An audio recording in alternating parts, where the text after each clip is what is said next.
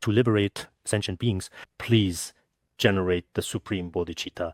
Today, as we are all gathered here together with everyone, I will briefly introduce the practice of Tsok offering, because generally speaking, for those who study Vajrayana Buddhism, it is preferable to perform Tsok offering twice a month, once in the first half of each month, and once again in the latter half of the month.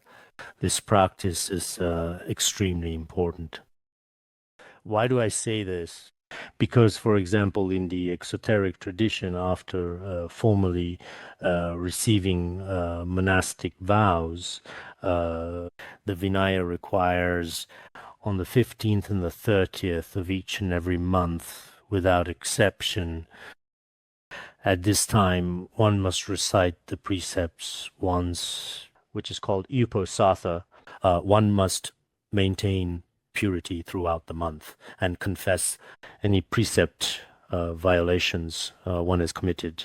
One must repent these transgressions, because in the pratimoksha precepts, such as the four root downfalls and the 13 Sanghadisesa offenses for bhikshus, these cannot be purified simply by reciting the precepts. They must be purified through other specific methods or through other means of confession and restoration.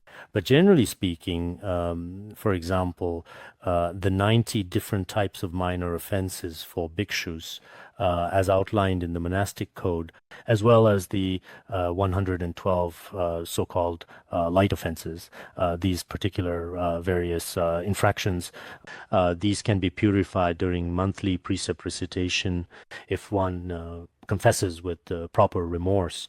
This is how the exoteric tradition explains it. By the same logic, when we enter the Vajrayana, receive empowerment, receive instructions, and the teachings of Vajrayana, these people as well also need to confess the offenses of breaking their sacred commitments. Because if we do not honestly and openly confess our faults, the Vajrayana path is actually an extremely strict and profoundly important Dharma path. Within our mind stream, we gain many obscurations and offenses. This negative karma gradually builds up. Moreover, if we keep breaking the Vajrayana vows and the sacred Samaya, unlike in the exoteric tradition, the deities, gurus, Dharma protectors, and Dakinis will also become displeased with us.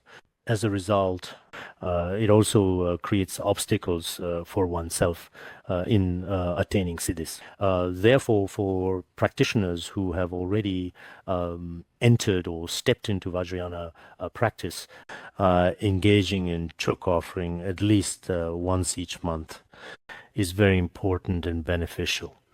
The most important point is that it allows Vajrayana followers to purify mind streams and accumulate merit, as well as to bring joy to the deities, Dakinis, and Dharma protectors. This is such an important practice.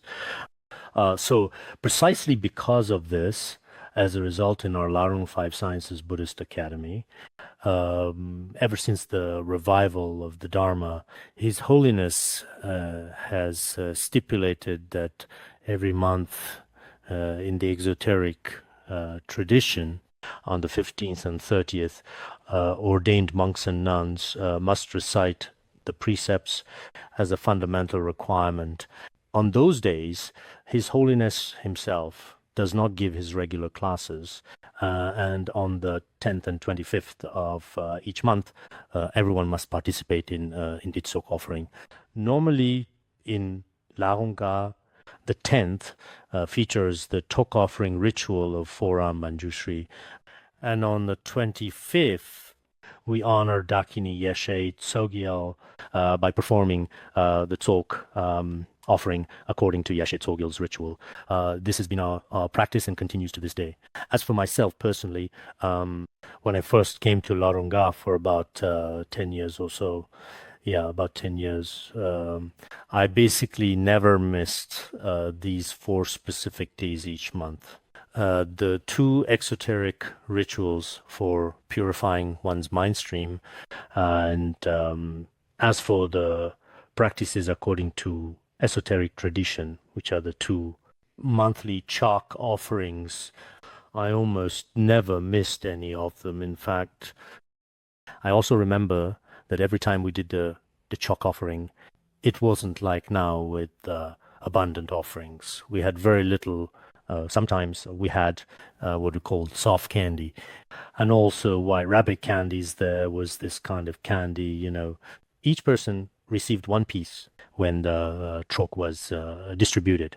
Sometimes there would be a small amount of milk just in a bottle, which we really treasured. When there was no milk, we would use Yan Tibetan tea, that brewed tea. Each person could get a little. This is how we performed it. Later on, after engaging in the management, especially managing Han Assembly, I was too busy to attend the Tsok offering. In fact, for every practitioner, it is indeed extremely important to perform Tsok offering regularly.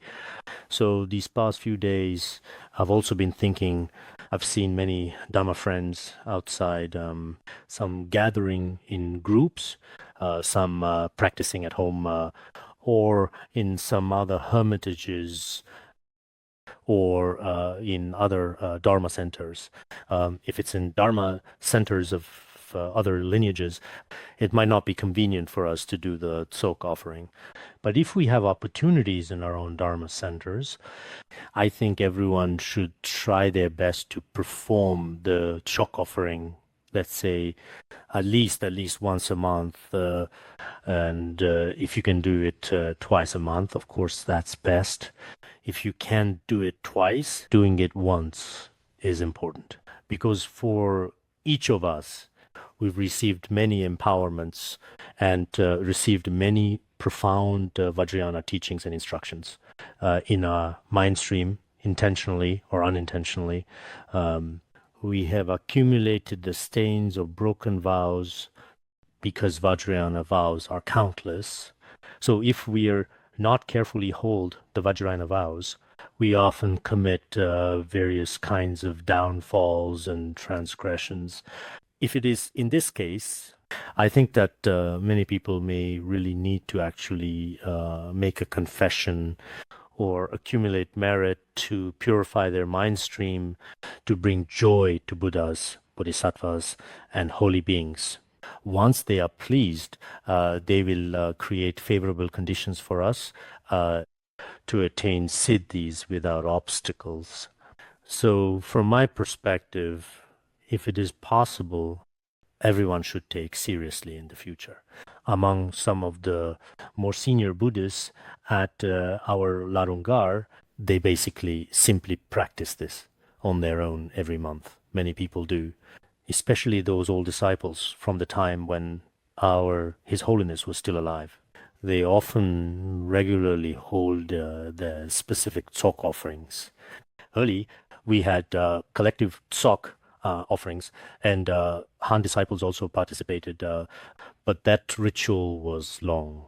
As you know, in Tibetan Buddhist tradition, whether it's Tsok or a great sadhana ritual, they are quite long. Many of us, without a translated ritual, find it a bit hard. Therefore, in the past, we asked everyone to practice Mifam Rinpoche's simple offering for accumulating merit and purifying obscurations. The meaning of Tsok and the role of practicing mandala are, in essence, basically the same. Some may not clearly understand the meaning of Tsok offering, So I thought that today here I would encourage you to perform some shock offerings. Actually, it doesn't have to take a very long time to do it. About half an hour to an hour is fine.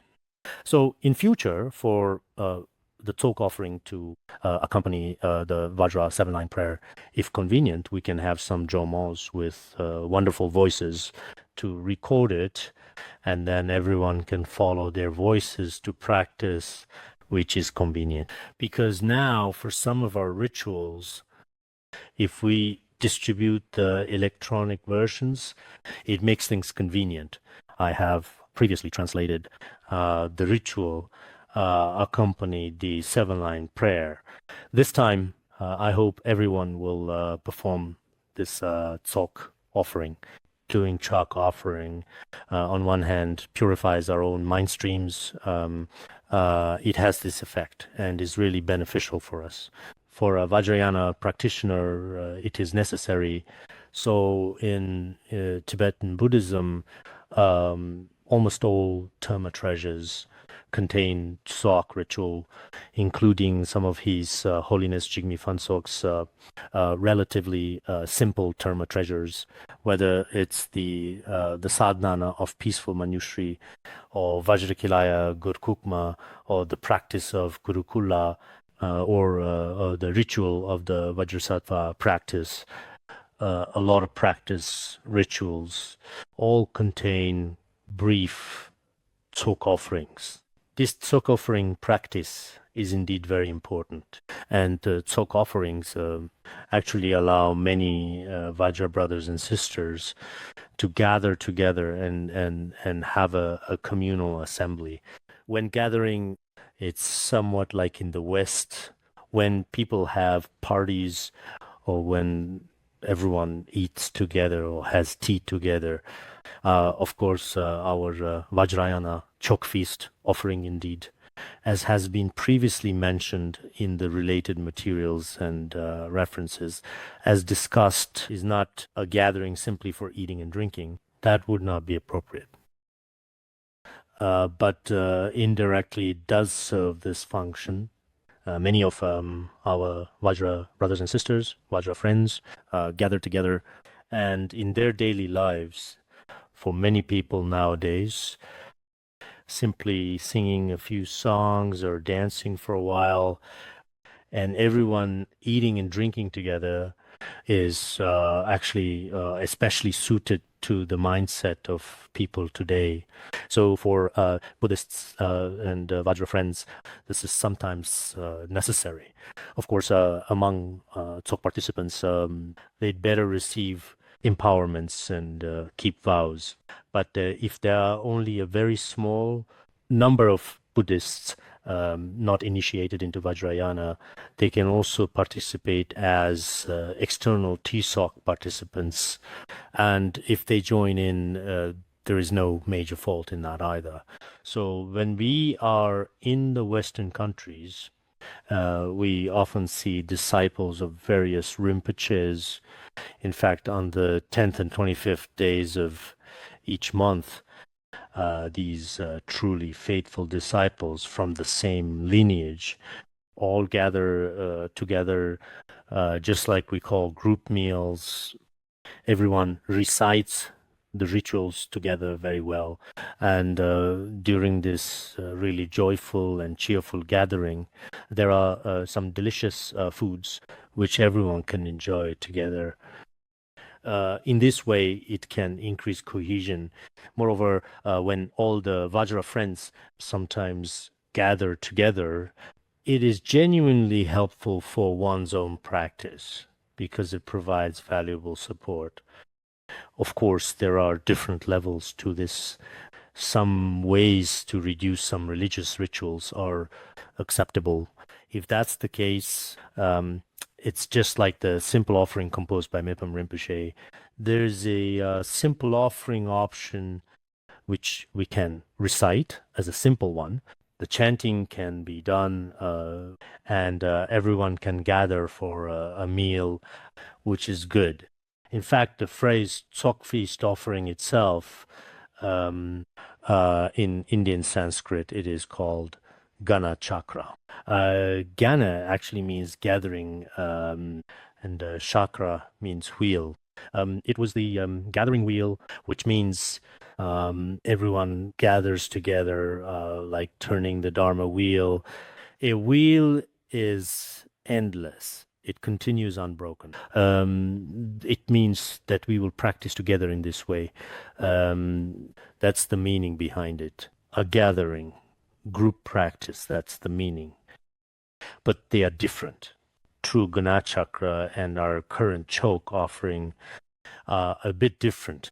True Ganachakra group practice, in fact, involves a certain fixed number of yogis and yoginis, and strictly those who have attained certain realizations gather together for group practice. Especially many Tsok practices in unsurpassed Yoga Tantra are generally difficult for us to accept. But later, many great masters, including Venerable Longchen Pa and Venerable Jigme Lingpa, the Ganachakra group practices passed down by these great masters in history, gradually were simplified into the current one. If we have a Tsok, then everyone will come together and assemble in the same place all at once, and then makes offerings to the three roots, the Dharma protectors, and the Dakinis as well. This is the ceremony called Tsok offering in Tsok. This gathering actually has three categories. One is the gathering or coming together of both yogis and yoginis. They can all come together and join. This differs from reciting pratimoksha vows, in which men and women recite separately. Some rituals require it. But here in the tantric Tsok offering, men, women, monastics, and lay people can all participate. Everyone must gather together as a group. This is one particular type of assembly. The second is the gathering of Buddhas, Bodhisattvas, and six round beings, because during offering, relying on our special rituals and the power of special mantras, we offer to Buddhas, Bodhisattvas, Dharma protectors, and Dakinis. At the same time, we offer to sentient beings, including the three lower realms. So sentient beings can also, in fact, gather together. This is the second. Third is the gathering of material offerings. During Tsok offering, if it's food or drink, a lot of delicious, scrumptious food and drink needs to be prepared and gathered together.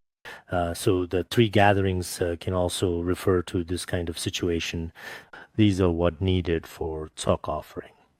Moreover, during the Tsok offering, we also need to visualize, don't regard your Vajra friends as ones with various faults or with a bad personality. You should regard all people related to you as Vajra Dakas and Dakinis. That is to say, their mind streams are very pure, just like the five kinds of pure perception we talk about. And the offering substances we commonly use in the Tsok offering should not be thought of as ordinary, mundane food or objects. We should think of them as very pure nectar and sublime enjoyments. All food should be visualized as genuine pure. As for our surrounding environment, we should either visualize the copper-colored mountain or the pure land and visualize it as a pure, beautiful Buddha field. Moreover, the sounds we make are the pure mantra recitation. Generally, Tsok offering has three inseparabilities. Body and deity are one. Visualize yourself as the deity itself. Because according to some of our Tsok rituals, in the elaborate ones, instructions on visualizing yourself and what in front and deity visualization methods are all explained clearly. Speech should be visualized as mantra, enlightened speech. the mind follows the completion stage or non-dual of purity and evenness, rest in this state where all phenomena are non-dual of purity and evenness to participate in this ritual. So I think our Tsok offering is indeed very important, but more important, everyone must know how to perform a Tsok offering. Actually, this Tsok offering is not the only ritual in Tibetan Buddhism. Not true. It should have existed in India as well. If we look at the biographies of the 80 great Mahasiddhas, many of them, including, for example, such as the well-known, notably Saraha, as well as Kukuripa and the Black Conduct Yogis, many of them relied on Tsok offering and attained corresponding achievements. So if you think this is just a Tibetan Buddhist ritual, that's not true. In Buddhist scriptures, not only do we have this in Vajrayana, but also in some Sutrayana scriptures. For example, in the well-known and respected wisdom blazing lightning wheel tantra, blazing refers to burning fire, and lightning refers to electricity, wheel as in Dharma wheel. In the wisdom blazing lightning wheel tantra, it is also stated, for example, at that time there was someone called Speech Lion. Speech Lion requested what kind of merit would come from performing Tsok offering. Then Vajrapani said 100,000 devas performing Tsok and later attaining achievements. It also says whether ordinary beings, Shravakas, Pratyeka Buddhas, or Bodhisattvas, if we consider the merit they accumulate from making offerings over countless eons, it is immense. If we perform Tsok offering for just one moment, that merit far exceeds the former. There are many such compelling, detailed accounts in this regard. So actually, this exists in some of our exoteric practices. Although it's not particularly obvious, it actually accords with some exoteric teachings. Therefore, many great masters of the past have placed great importance on Tsok offering.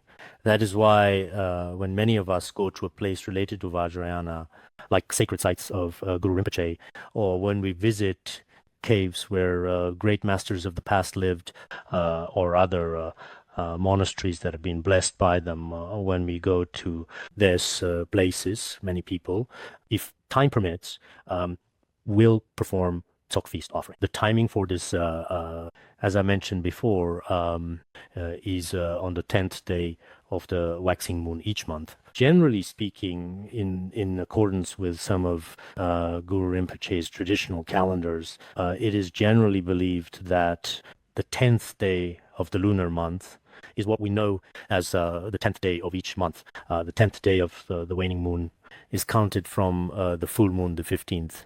Counting this way, there are 10 days from 15th to 25th. The 10th day of the latter half means the 25th day. So generally speaking, in the past, Guru Rinpoche promised that on the 10th day of every month, as he declared, he would come to the Tibetan area in Jambudvipa and worldwide to bless sentient beings.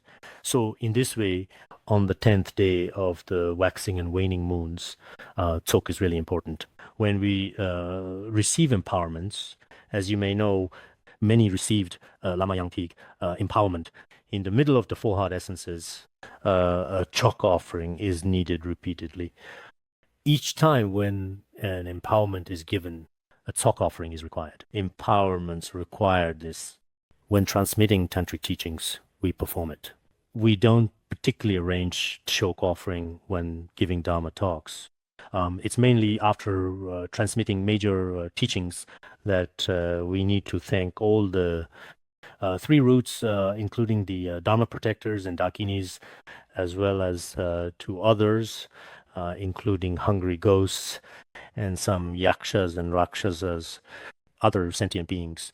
We make offerings above and give charity below. When teaching the great Dharma and conducting some intensive practices, they are Tsok. For example, in many Tibetan Buddhist monasteries today, they have a number of major intensive practice every year as part of their routine. After each practice, there will always be a relatively large Tsok offering. But this Tsok offering is not like the simple Tsok we do now. What we do now is a simple Tsok offering. The traditional Tsok offering, with its complete liturgy and ritual procedure, including various kinds of subjugation rituals within its structure, let's say, including approximately 10 kinds of sentient beings that ought to be subdued, who are subdued through various methods and techniques. For example, their consciousnesses are transferred into pure Buddha fields and other pure realms. There are many Tsok offering rituals. So I think for many of us, the origin of Tsok offerings can be traced back to ancient India. Of course, these Tsok practices are found both in the Nyingma tradition and others. For example, in Sakya tradition, there are different rituals within the Kolo Demchok Chakrasamvara. In Kagyu, there are also many different kinds of rituals and traditions in their practices. Therefore, in Tibetan Buddhism, as it is commonly understood, as you know, it actually involves a variety of different rituals for Tsok offerings. So we should all understand that without any doubt, that a Tsok offering is often misunderstood by some as merely eating and drinking together. As for some visualization practices throughout the ceremony, we haven't paid special attention to these aspects previously. So now everyone needs to pay close attention. Because right now, it's not possible for us to cover all the merits and practices in detail today. But there are a few key points that I would just like to mention to everyone. First of all, when we perform a Tsok offering, prepare thoroughly in all aspects. For example, the venue where you make the offering should be thoroughly cleaned and purified respectfully. If you are doing the Tsok offering based on the 7-line prayer, there should be a tanka of Guru Rinpoche or a statue of him. Then, before this image, arrange offerings for both upper and lower recipients with care and devotion. The offerings are very important. Generally, they should include both food and drink items. In terms of overall appearance, Buddhas, Bodhisattvas, protectors, and dakinis, all of them require food and drink as offerings. Only drink, no food is not proper. Only food, no drinks is not allowed. Make these preparations. Then, generally speaking, before the Tsok offering, there is someone who performs purification rituals. If you don't really understand some of the other rituals, it's common during talk to use Om Ahum and Ram Yam Kam. You should be familiar with the sacred syllables. So why do we use Om Ahum? First, the syllable Om. The purpose of this is to purify all of these offering substances, cleansing each one from all impurities and obscurations, to purify them completely. Then, as for after purification, it multiplies the offerings infinitely. Otherwise, the things we bought without mantra blessings to increase them would be completely insufficient. Considering ourselves and the countless 3 roots to be satisfied, how could that be enough? They multiply through blessing. Then Hum empowers these offerings to transform in a profound way so that they can spread throughout and reach the entire expanse of space. They can, as we say, be purified, increased, and transformed to pervade everywhere. Om Ahum is very important. When we make offerings daily, we use Om Ahum to bless them. The Om Ahum represent the enlightened body, speech, and mind in mantra form, which is profoundly significant. We also have Ram Yam Kam, another important set of syllables. Ram represents fire, fire that burns away all impure substances. Then Yam represents wind. It is the mantra of the ever-flowing gentle wind, allowing the wind to blow away impurities. And finally, the mantra Kam represents water, which thoroughly washes away all unclean substances, leaving everything pure and pristine. So for these impure things, what needs burning is burned, what needs blowing is blown away, and what needs washing is washed away. After this, relying on the power of the mantra, it may look like we have a whole lot of food and drink in front of us. But in fact, with Om Aham and Ramyam Kam, these mantras can thoroughly purify all ingredients and transform them into sublime offerings. There is also the mantra Amra Swaha, which is used to consecrate and transform the offerings into nectar. Amrita Baranda Ho has this meaning. Amrita means to be purified in Sanskrit. Baranda actually refers to purifying the offering substances. When using these mantras, you yourself must also be purified. Then we sprinkle purified water.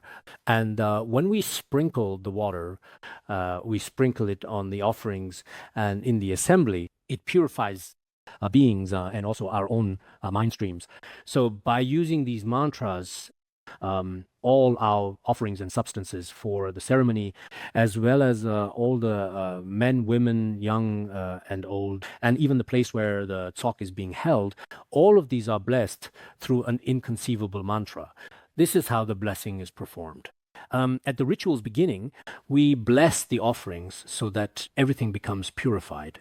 Of course, in more elaborate and extensive ritual traditions, there are preliminary practices like establishing protection boundaries and dispelling negative forces, and many other ceremonies. Generally speaking, we invoke and invite the three roots, and then we offer our prayers before them. Then we praise and offer. Then we begin to recite this mantra. During reciting, we chant the ritual of the brief offering with focused attention and devotion.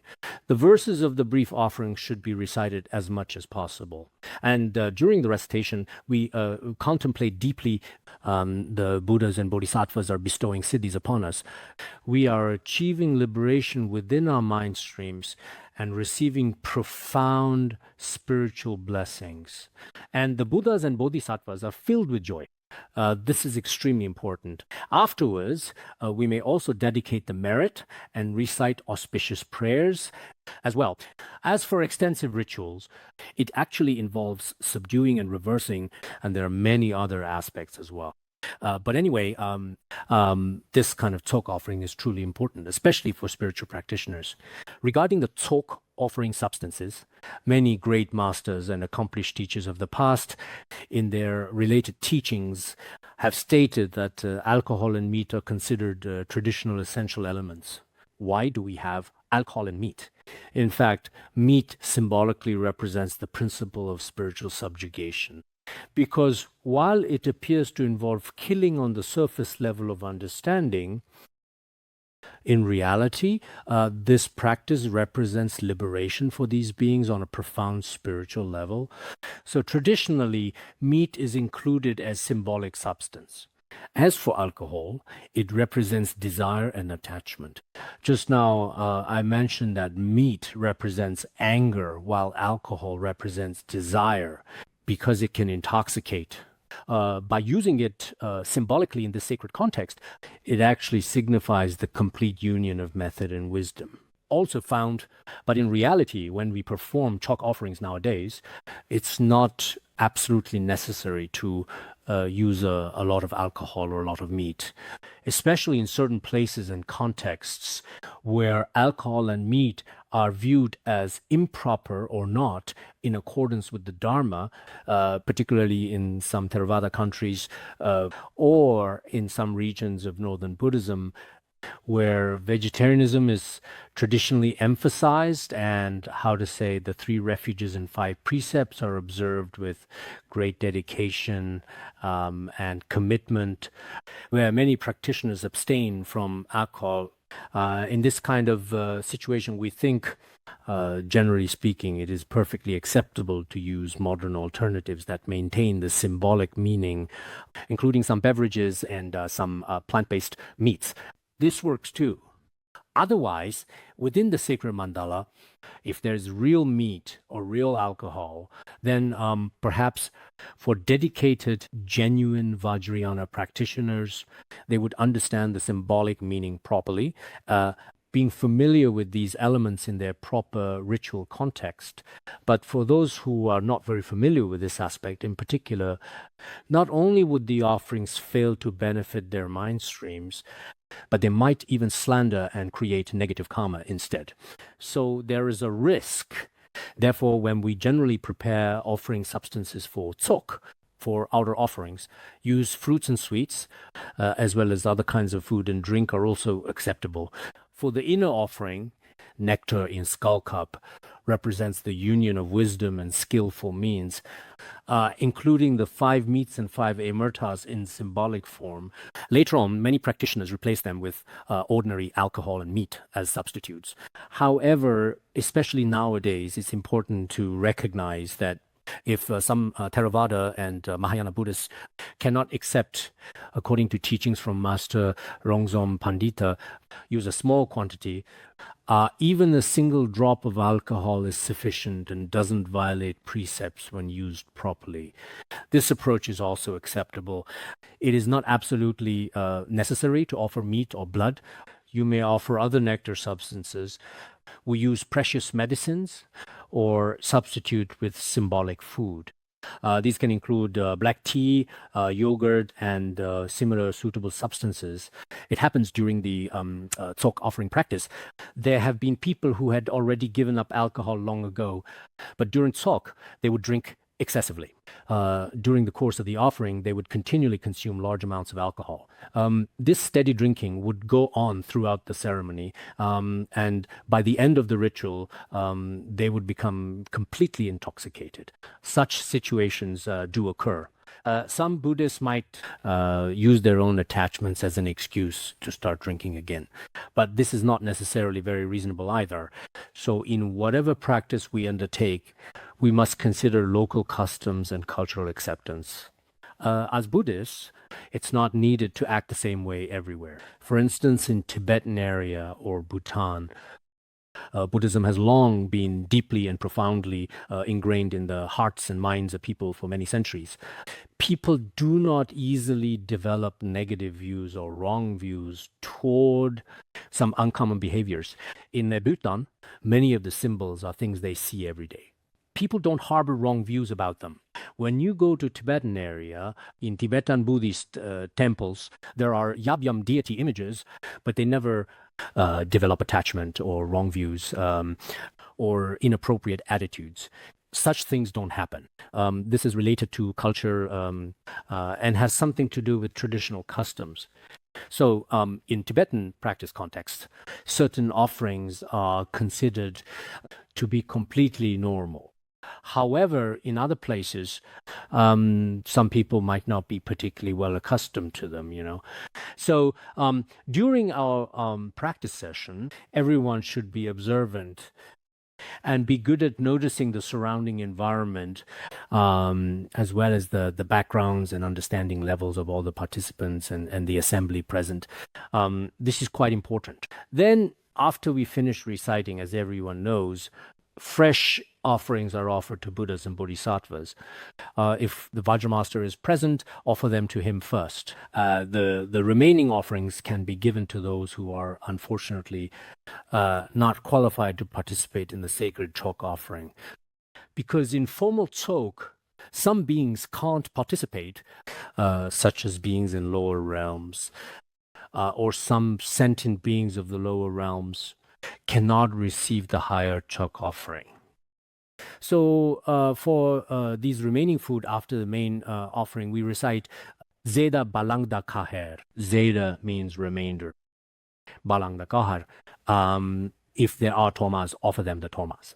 If no tomas, offer other foods. We snap fingers while reciting this special mantra. Here, kahe means please accept and enjoy these offerings.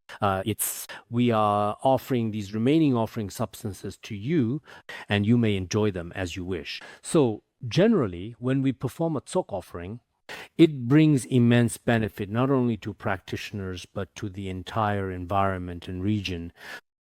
Guru Padmasambhava himself taught that Tsok offerings bring powerful blessings to locations. When performed with pure intention, Tsok increases auspiciousness and spiritual well-being throughout the entire area.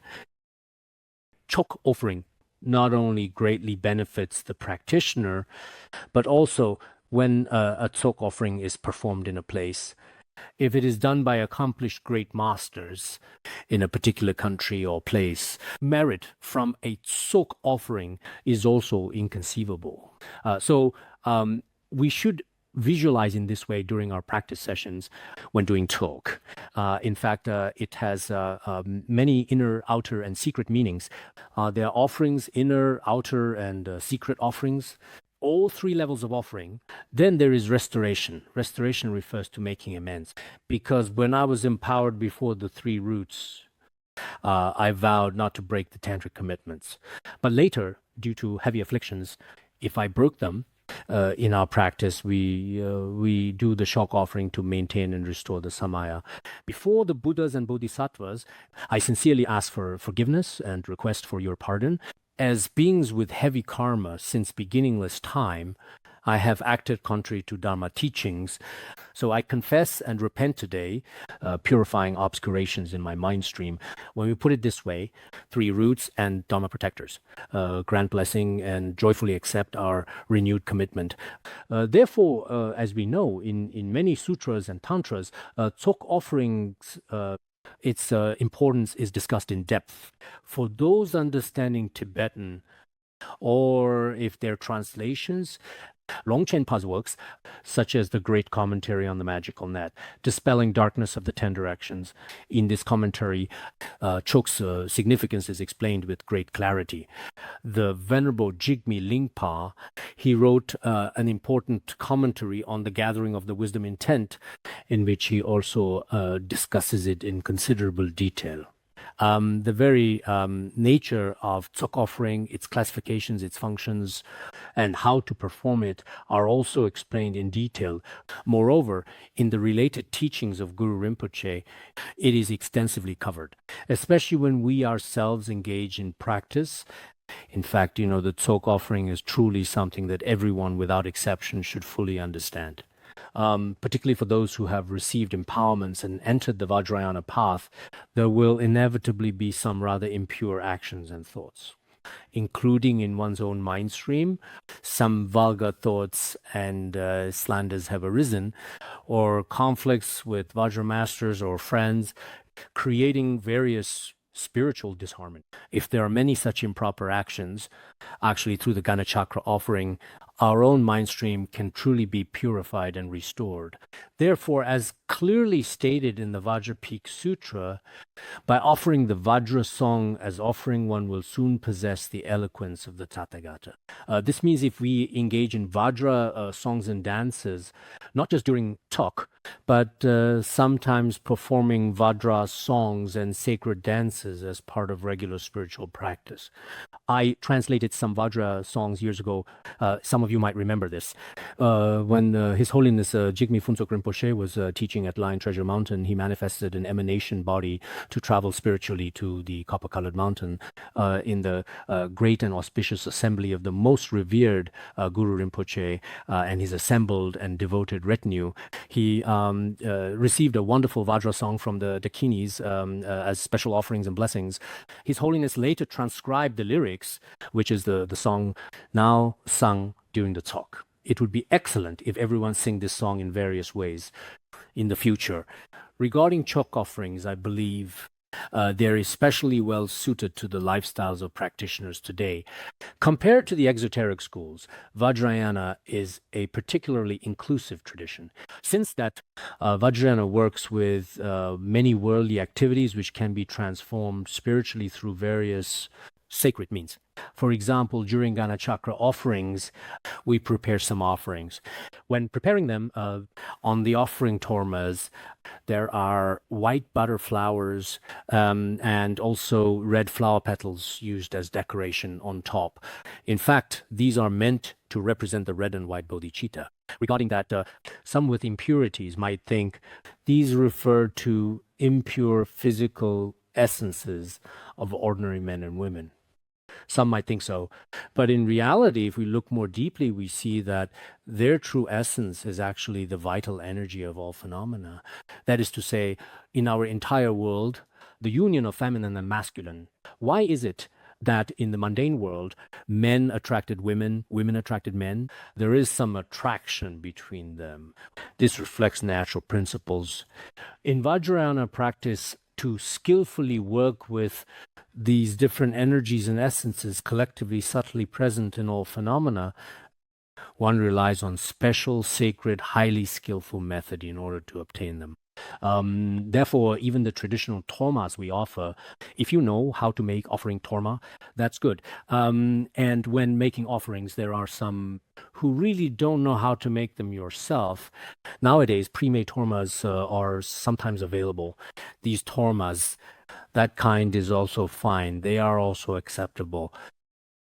Of course, the torma offering rituals in each terma practice are all different. But generally speaking, a torma for 3 roots works. If you can't make even this, then we visualize certain kinds of food as sacred tormas and offer them to the 3 roots with pure intention.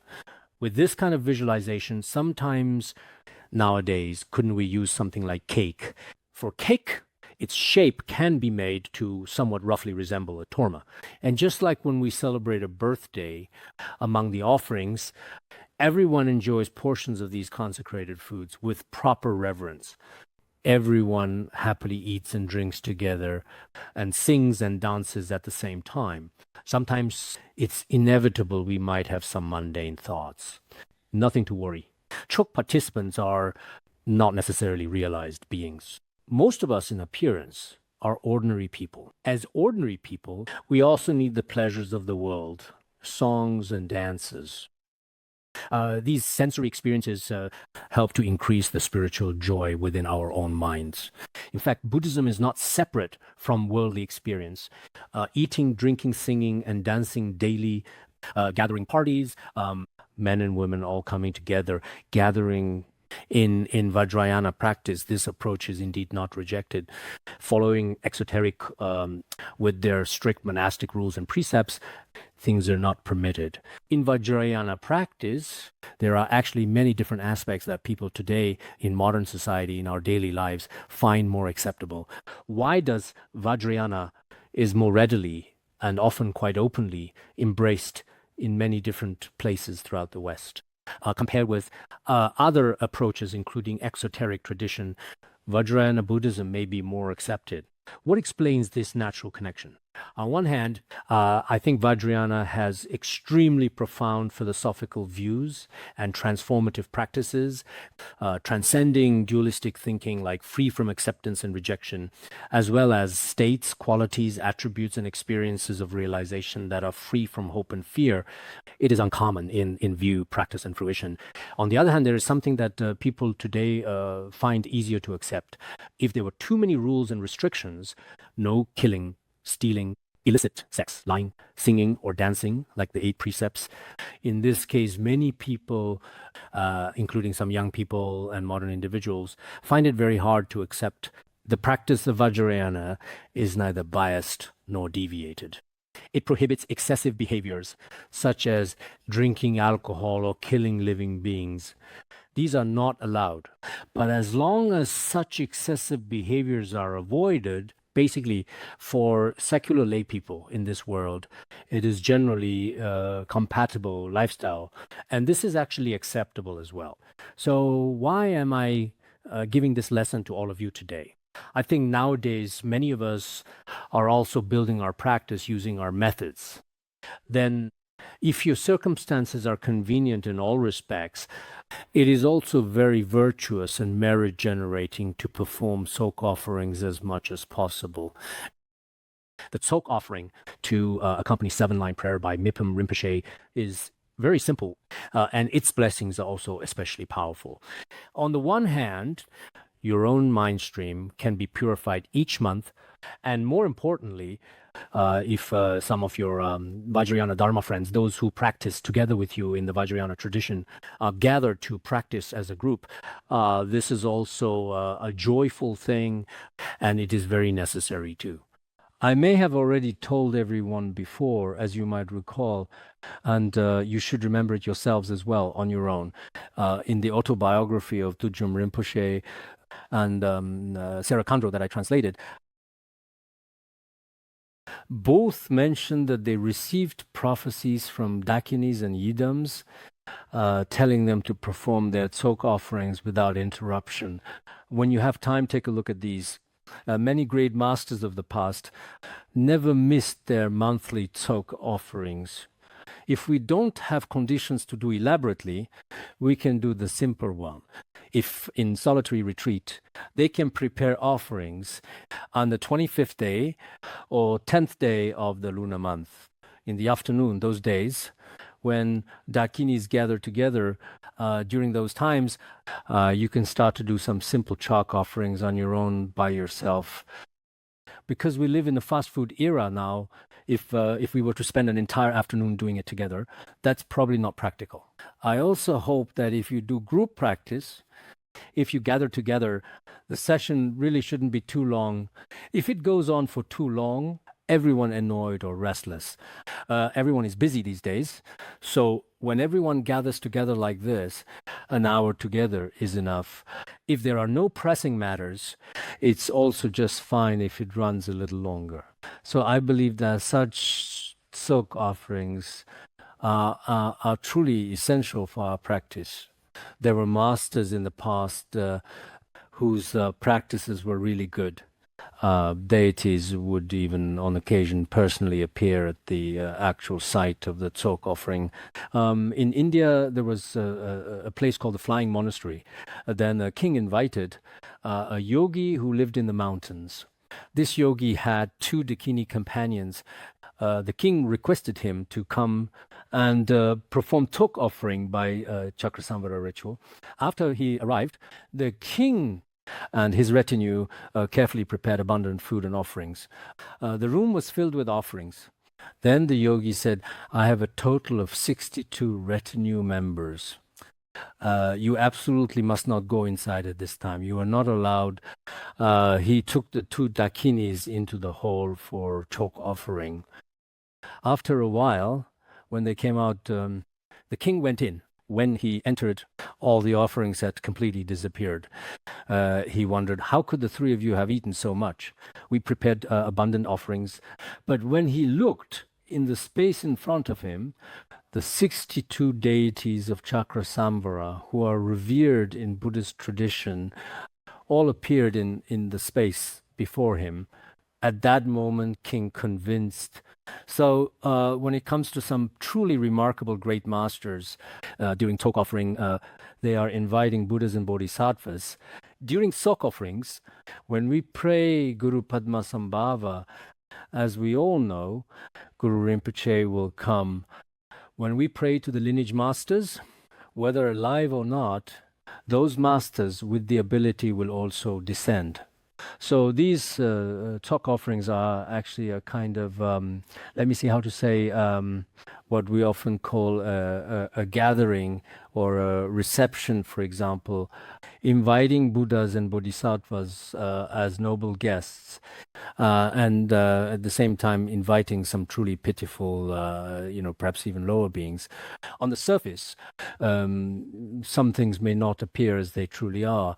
For enlightened beings, the Tsok can be many forms. In the past, Marpalatseva's teacher was called Gega Renza. Gega Renza is one of the 80 great masters in India. In Taranatha's accounts that I translated, he's clearly mentioned as recorded in the biography of the highly accomplished tantric masters. At that time, he was always alone on a deserted island, sitting together with 500 female dogs. And in another place, there was a black yogi. This black yogi, according to Vajrayana teachings, performed Tsok offerings exactly according to the Dharma.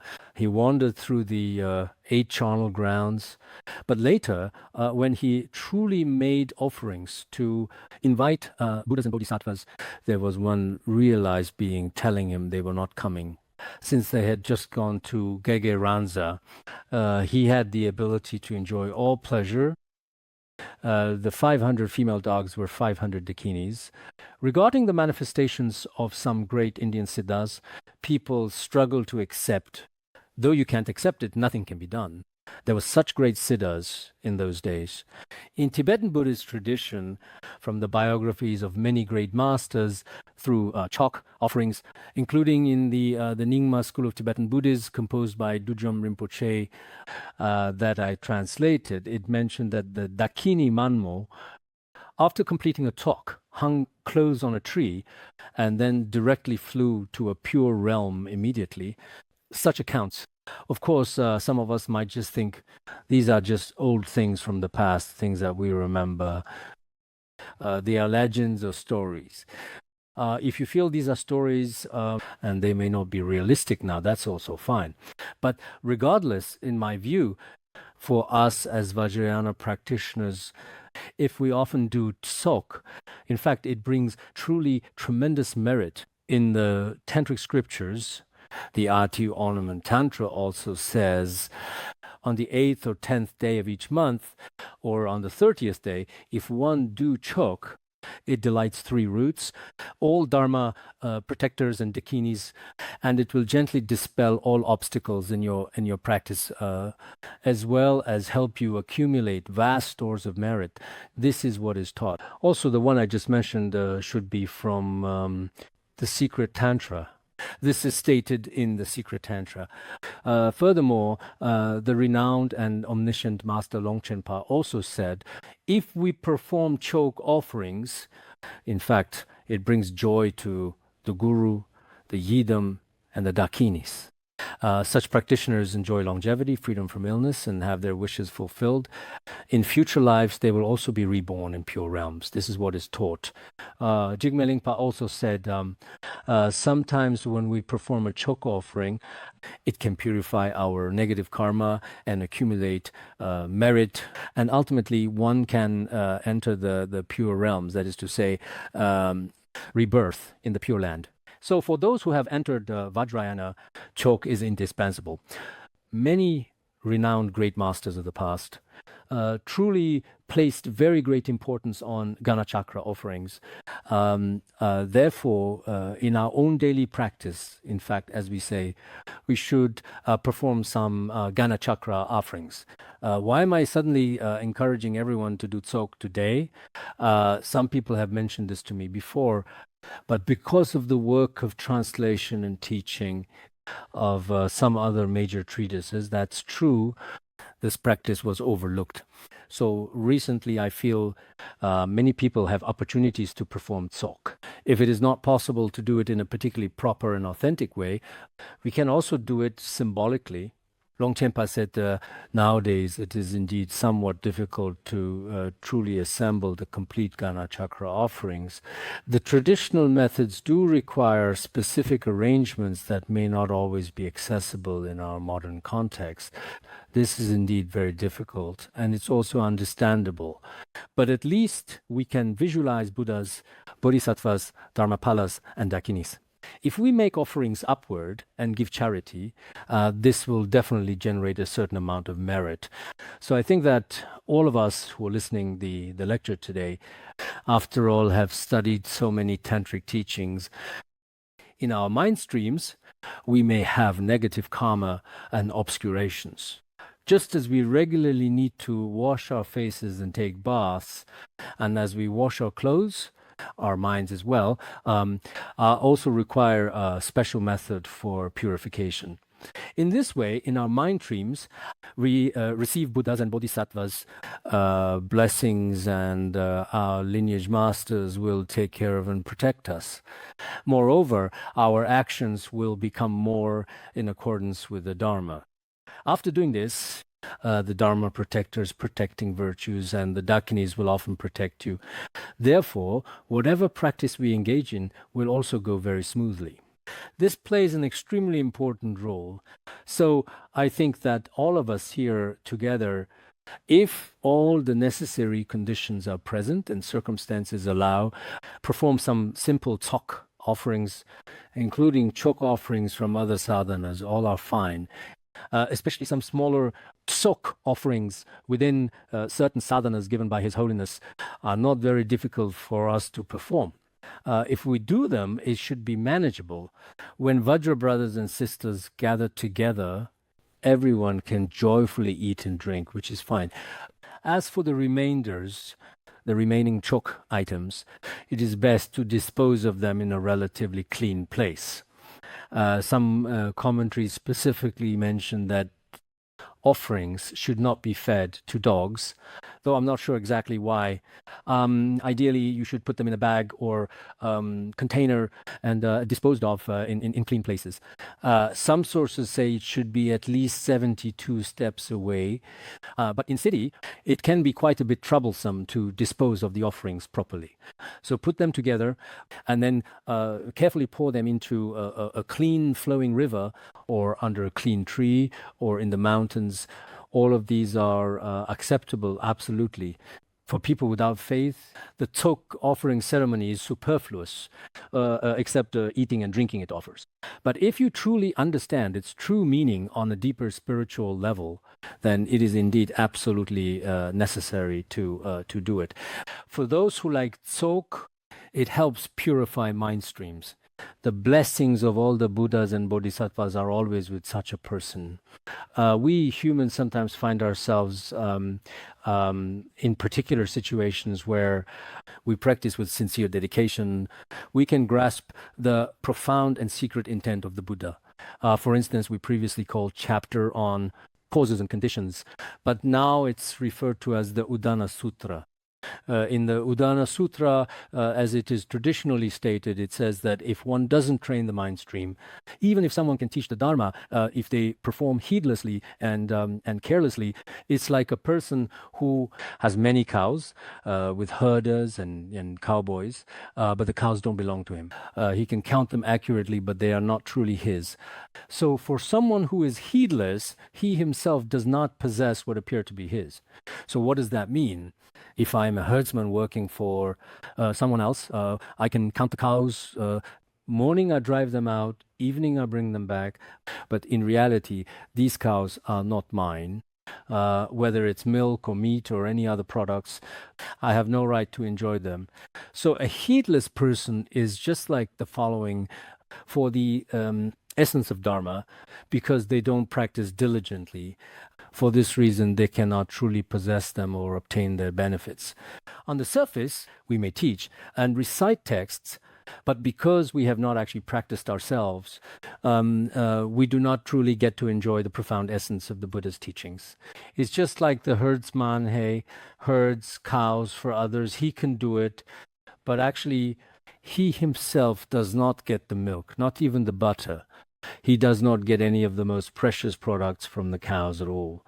Therefore, those who don't practice diligently may appear as if they can teach the Dharma and so on, but they have not received the benefit of the Buddha's teachings.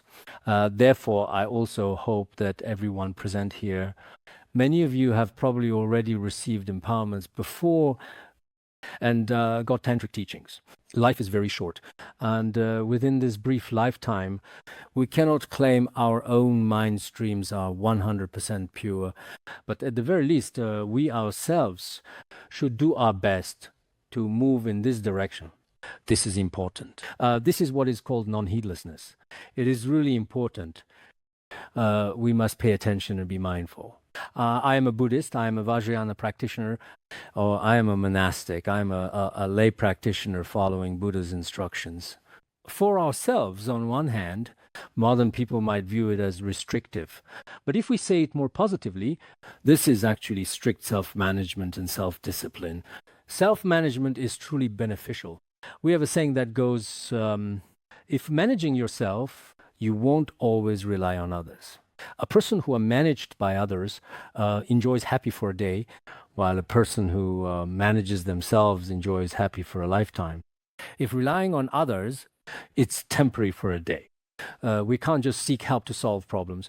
Perhaps our biggest problem nowadays is psychological issues. I've noticed that many people these days are emotionally and mentally fragile and troubled, inconsistent and emotionally unstable. This is the biggest difficulty for many people. I pray for Guru Rinpoche's blessings. Many people nowadays suffer from depression, anxiety, or other emotional instability. Even many practitioners also face these issues. If the mind is stable, there would be no need to suddenly lose your temper every day.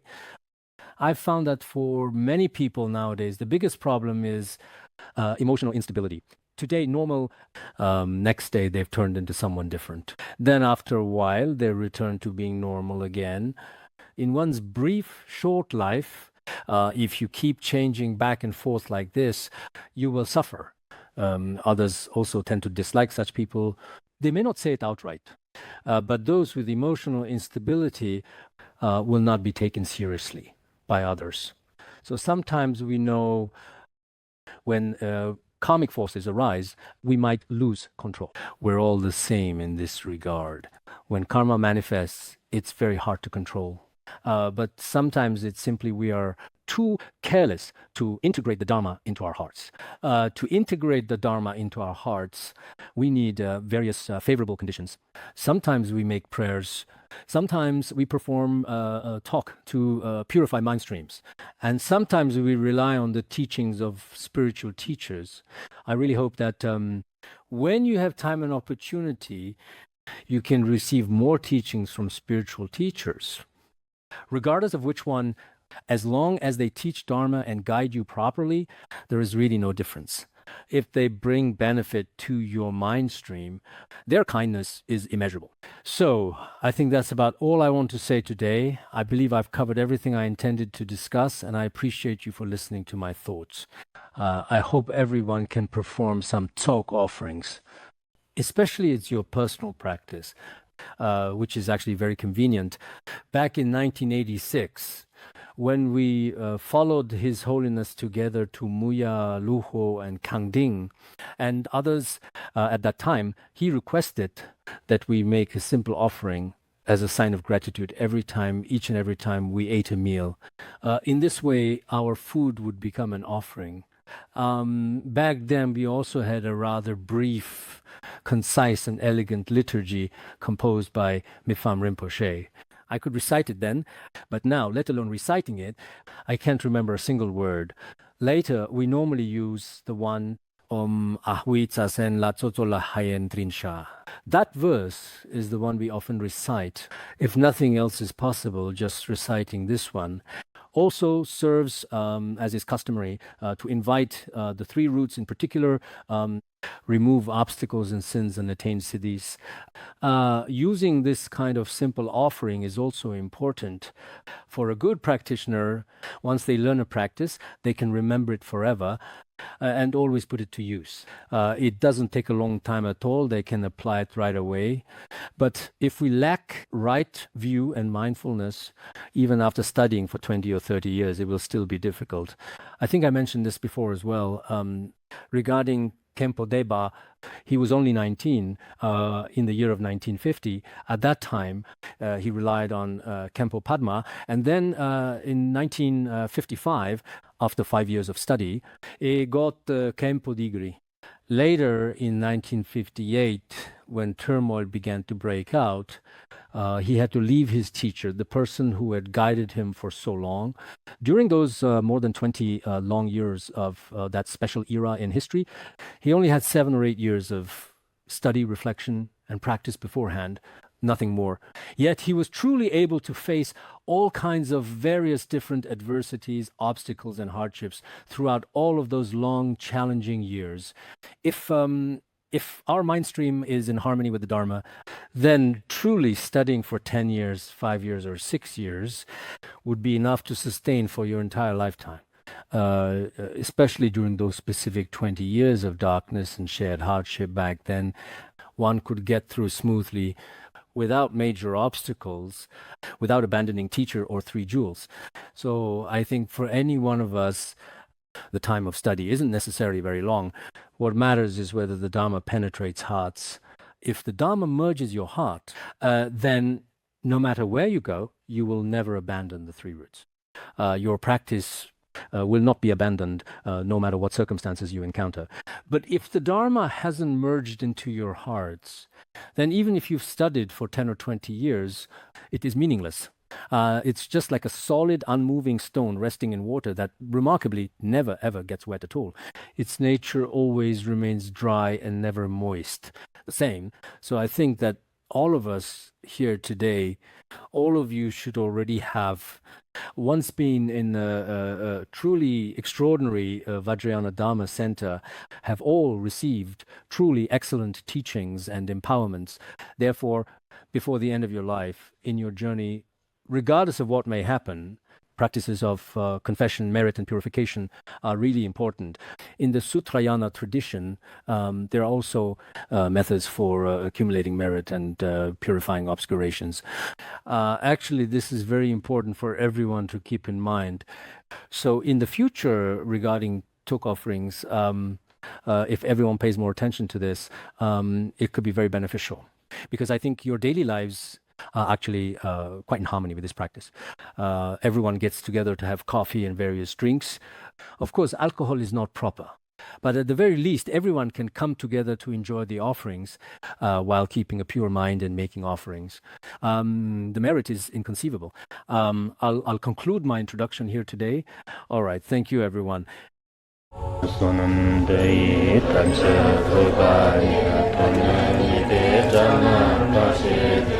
Kirgana jirano chupai, chupun zonen droa droa Bandangara Badna Sodargye Bandangara Badna Sodargye Bandangara Badna Sodargye